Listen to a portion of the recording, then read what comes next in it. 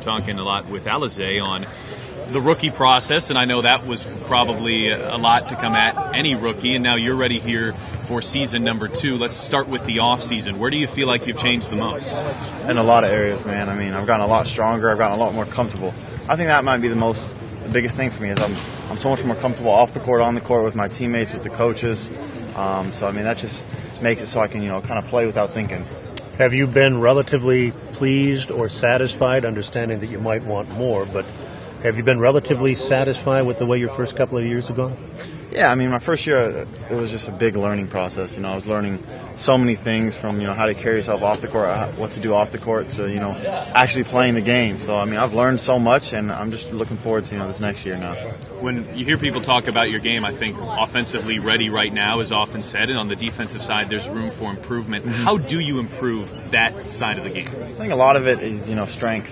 And that's something that I tried to do this summer a lot, is get stronger, because when you're in the post and you're kind of getting thrown around, it makes it a little bit harder to hold your own in there. So I mean, getting stronger and just being in the right position is something that's extremely important as well.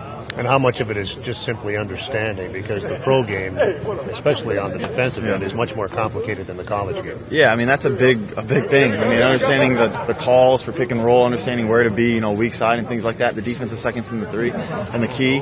So I mean, there's a lot of things that you kind of got to learn. And there's definitely a learning curve, but I think I'm a lot more comfortable with it now, and I'm ready to get better every single day. This team obviously added a lot of depth in the off season, and when you look at the 1 through however many you want to count to, it's actually really impressive. You start looking at the second unit, and you start going into Tyreek and Doug and Corey, yourself, Kyle O'Quinn. You get to like 11 or 12 guys, Aaron maybe included in this as well, that you feel like could be getting regular minutes, and obviously that's not possible to play 12 guys. So is there something you want to try to show here in training camp or preseason that proves that you're a part of that rotation? Yeah, I mean, it's just something, especially in training camp these next couple of days, just going out there and competing every day.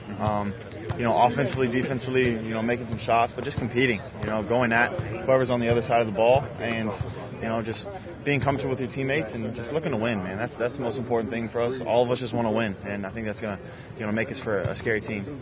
Fair to say then, at least on an individual level, TJ, that your primary goal going in would be to simply establish yourself as part of the rotation?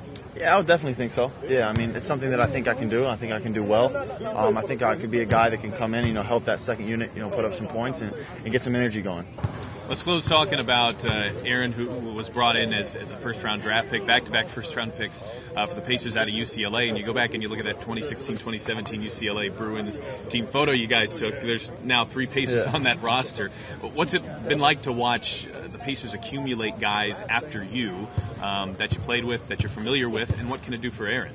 It's funny, man. I mean, it just happened to work out like that. With EK, someone who I was really close with, roomed with, and then a guy like Aaron, who's a year older than me at UCLA, but now, coming in, who's so talented. It's very comfortable, because I know those guys so well. I've played with them. I know what to expect from both of them. So it just makes it for a level of comfort that you kind of can't get with a lot of other guys.